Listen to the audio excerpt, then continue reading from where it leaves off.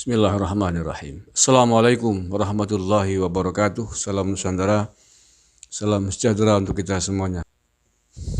Saudara-saudaraku semua yang saya cintai, saya banggakan, di video kali ini saya ingin mengangkat topik terkait dengan kasus dipecatnya Satpam KPK gara-gara memotret bendera HTI di kantor KPK tahun 2019 yang lalu, yang hari ini baru saja terbongkar dan sedang ramai menjadi pembicaraan.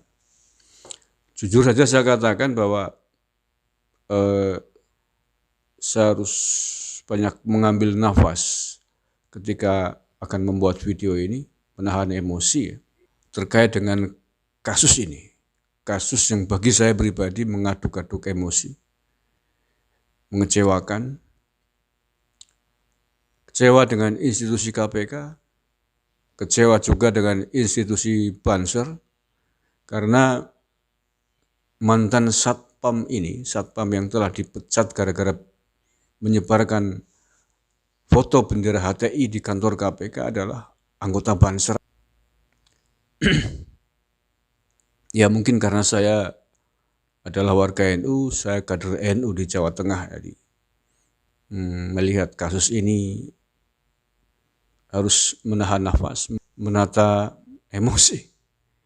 Oke, kalau ini terlalu panjang mungkin akan saya buat berseri videonya. Yang pertama saya ingin sampaikan dulu kronologi singkatnya. Jadi sahabat kita namanya Iwan Ismail adalah anggota Banser di Kabupaten Bandung, Jawa Barat.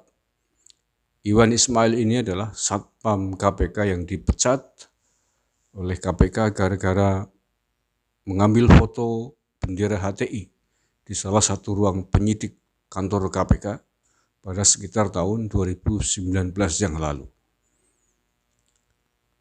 Akan tetapi bahwa hal ini menjadi geger, menjadi ramai, karena sahabat Iwan baru membagikan, menceritakan ini kepada publik sekitar 2 hari yang lalu, pasca 56 pegawai KPK betul-betul diberhentikan dari KPK karena tidak lolos tes wawasan kebangsaan.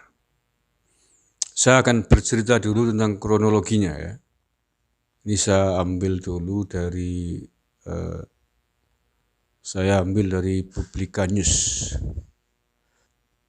Mantan petugas keamanan KPK Iwan Ismail berkirim surat terbuka kepada Presiden Joko Widodo dan seluruh pimpinan lembaga.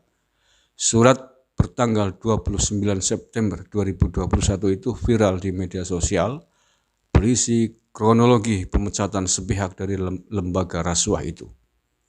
Ia menceritakan kronologi penyebab diberhentikan, yaitu pada 20 September 2019. Malam hari usai adanya demo di gedung KPK tentang isu KPK Taliban. Ia patroli di lantai 9 dan mendapati bendera hitam putih yang identik dengan bendera HTI di salah satu meja pegawai. Ya bukan identik lagi, yaitu bendera HTI lah. Ini banyak media ngomong bendera HTI aja ragu-ragu. Bendera HTI marap mirip, identik. Mirip itu kalau kucing mirip macan itu namanya mirip. Tapi kalau macan sama macan ya bukan mirip lagi, namanya ya macan. Ini belum udah bikin emosi. Itu bendera HTI namanya, bukan bendera mirip HTI. Blok.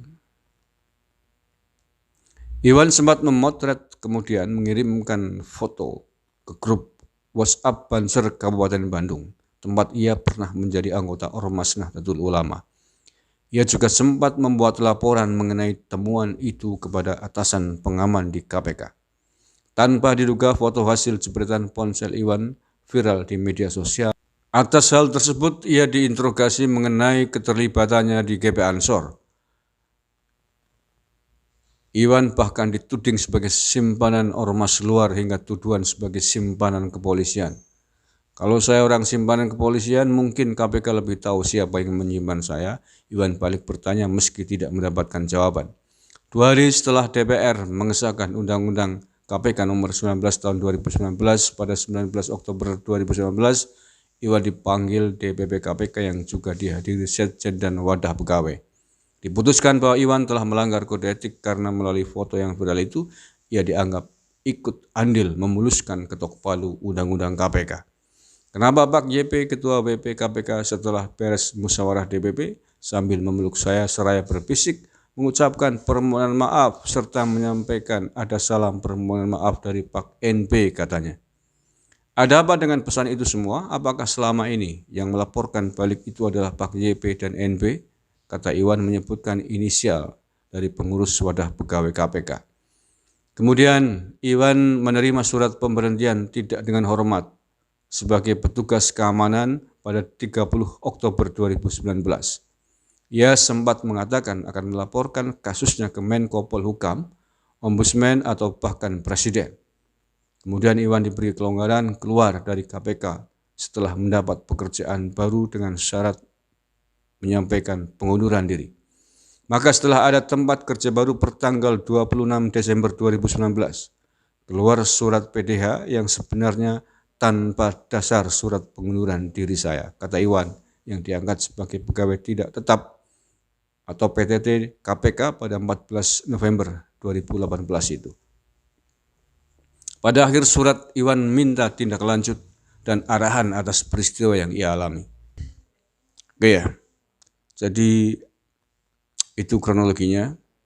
Pada intinya bahwa gara-gara Iwan menyebarkan foto yang ia ambil di gedung KPK, foto dari ormas terlarang, bukannya justru diberikan penghargaan, bukannya justru diucapkan terima kasih, tetapi malah justru dipecat gara-gara dianggap bikin onar dan bikin gaduh internal KPK.